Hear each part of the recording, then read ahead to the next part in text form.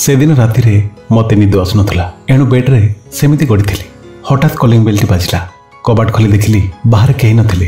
तळे गोटे एनवलप पड़िथिला।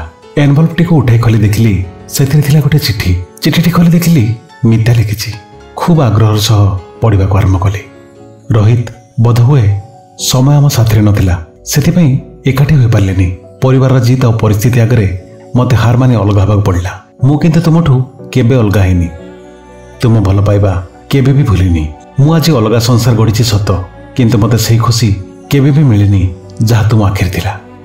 मु तुमको केबे भूली पारिबिनी। आज भी मु तुमको सेतिकी ही भल पाए, सेतिकी ही भल पाए, सेतिकी ही भल पाए। इति तुमर मिता। पढ़िला बेलକୁ अक्षर गुड़िक रोहित आखि को कहीं के जानी झापसा देखा जाउतला, झापसा देखा जाउतला, झापसा देखा जाउतला।